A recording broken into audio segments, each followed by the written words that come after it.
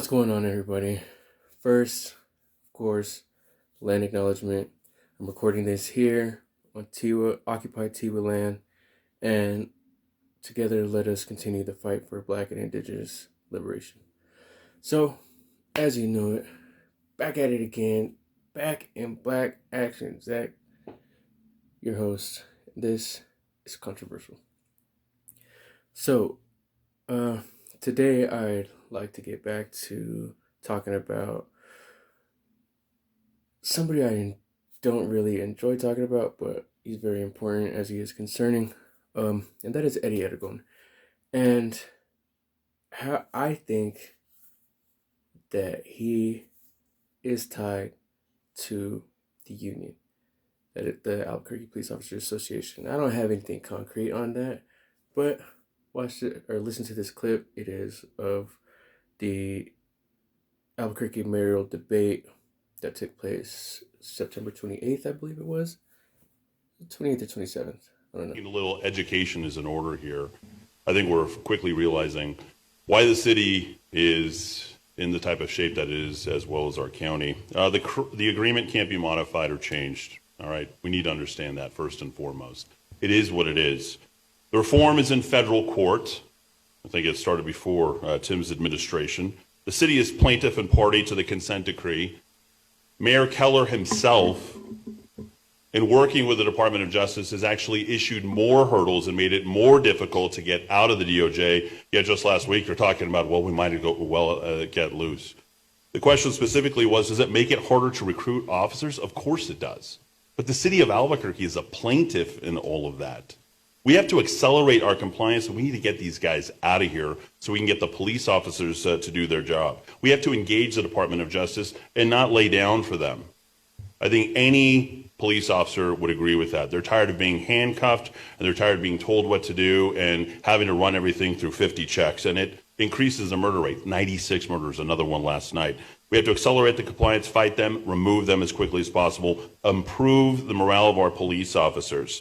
This pre-trial services, I've already referenced it. It's the Arnold tool. It's out of the purview and the control of the city of Albuquerque and the mayor's office, but again, using the bully pulpit so we can fight back and let them know that we have a turnstile justice system because of that implementation. Thank you very much for your time.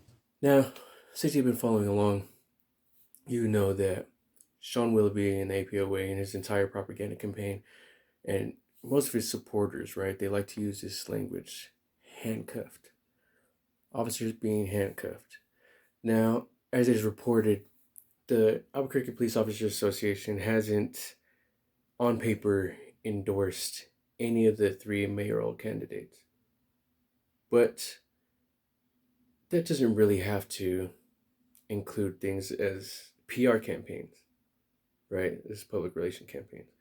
Now, in everything that I've heard from Eddy so far, it's the exact same language that Shaun Willoughby uses all the time. The exact same. And that clip that you just heard is evidence of that. It was clear as day. I mean, to refute any of that would be absurd. And none of them, they all say, they want to comply with the consent decree. They want to implement these reforms and get them out of here as fast as they can. They all talk about it. Tim Keller and Manny haven't really answered that question, right? And the question that most concerns me is none of these people talk about disciplinary actions for noncompliance to the consent decree. They don't talk about, operational compliance. It's down 59%. That's what it's at right now. Well, according to IMR 13, IMR 14. Well, rating on IMR 14, right? So let's hope for that. Anyway, I have one article here covering the most recent mayoral debate. This one is written by Austin Fisher of Source, New Mexico. I'm going to pick some things out of that to go over and talk about. So one thing that all three candidates, and especially in this article here, has highlighted that they like to talk about the need for more police and how the more police will reduce crime. And also in this mayoral debate from the 28th, um, Keller goes on to talk about how he's building a new police department downtown, and even having a new police initiative downtown has reduced crime or something like that. And it dawned on me, and one thing was made very clear for me, that the presence of police in any specific location will prevent crime, right? People aren't going to obviously do something in front of a cop to deliberately get themselves in trouble, right? That's stupid. Why would anybody do that? So I get it. That makes sense, right? But what it'll also do is drive out people from any specific area, people who are normally targeted or profiled by police, right? So this leads to what? Gentrification, oppression, you know, and economic change, and well, socioeconomic change, right? In any given location. And then that leads to not only like gentrification, but segregation of specific communities that are normally targeted, disproportionately targeted by the police, especially here in Albuquerque, or houseless individuals, and that's another thing that I want to get to. But yeah, let's talk about this real quick. In this article by Austin Fisher, he did an interview with Celinda Guerrero. She's with Albuquerque Mutual Aid, a good friend, great organizer, and I love showing up to their actions, volunteering for their work. He talks about how the result of last year's protests and the defund movement, right? And Eddy Aragon, in the screenshot I'm about to show you here, goes on to talk about how Keller promoted a certain level of lawlessness in downtown, and went on to talk about the obelisk and the Juan de Onatia, just getting really kind of racist with it, right?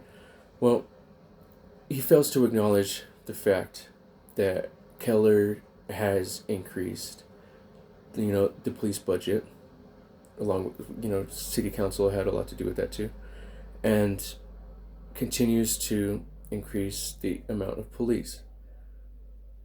So he can really speak to the more center-leaning liberals and the conservatives within the community to gain their vote. It kind of, so him even trying to advocate for movements like the Black Lives Matter movement or something like that last year is kind of really like this kind of like a spit in the face to us,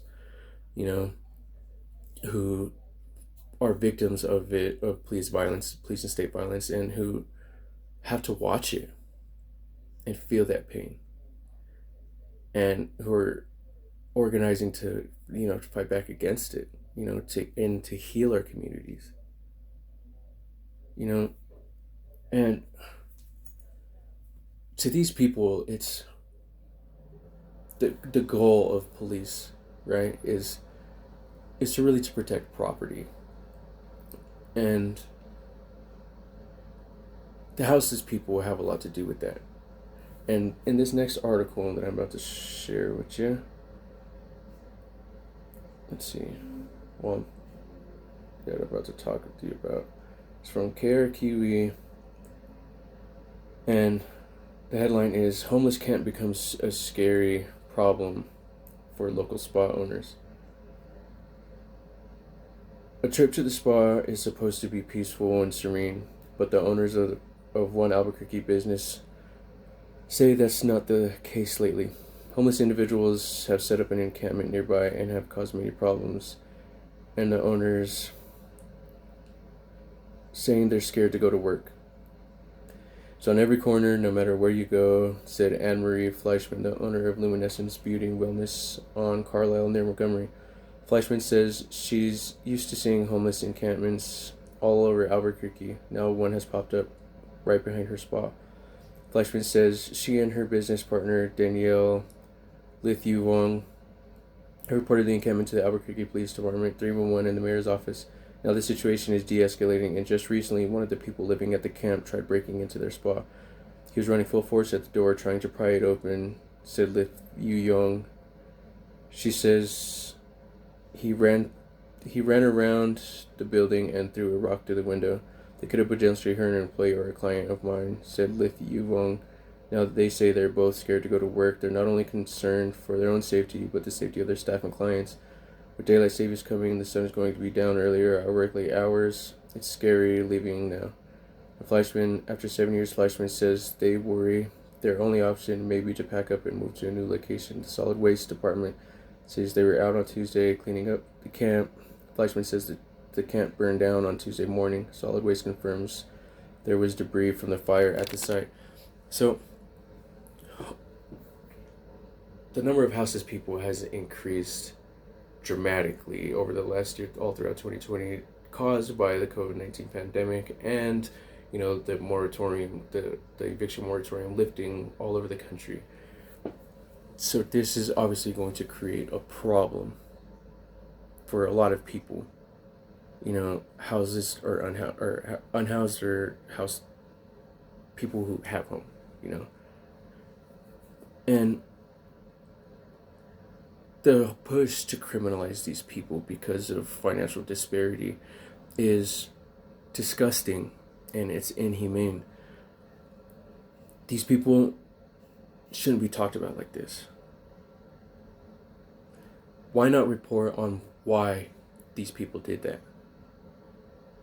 What was missing that caused these people to do that? They weren't breaking in for just to do it because they're unhoused, just because. No, they could be looking for shelter. They could be looking for food. They could be looking for money to get food.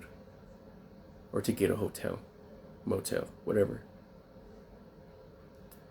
To get what they need. Now that's one thing lacking that all three of these candidates don't really ever talk about. How do we get the resources that these people need? Now, I'm not somebody who has answers for that. I don't. But a lot of people do. Like grassroots organizers like Celinda Guerrero. A lot of people have these answers, and that's who we should be looking to, right? That's who any good mayoral candidate should be getting tips from. Organizers on the ground out there trying to heal the community. Not just criminalizing or forcing them to move out, just displacing them out of the city, arresting them for drug addiction. And if they refused, that's when they try to move them out of the city. It doesn't work like that.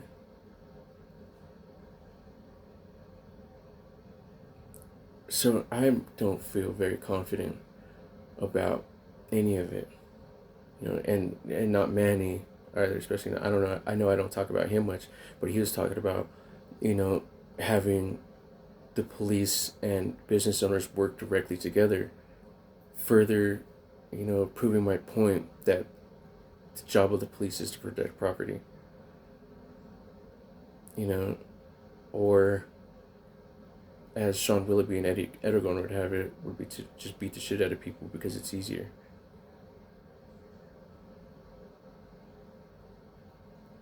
So back to my point, I think I kind of switched away from it earlier. The PR campaign that is Crime Matters More. And how it was kind of weird for all of that to start right around May, right? And then this mayoral candidate arises using the same kind of language. I mean, if you don't believe, like, if you don't think I'm correct on that, just go back and go through some of my content pertaining to Shaun Willoughby, and then listen to things that Eddy says, because I feel like it might be blatantly obvious. But anyway, I'm going to be doing a reading soon of my work, of my piece that was published recently on living and fighting Southwest Commune. I'll be doing that tomorrow around maybe 3 o'clock Mountain Time. So if you want to join me, tune in on YouTube. I'll yeah, see you then. Be safe.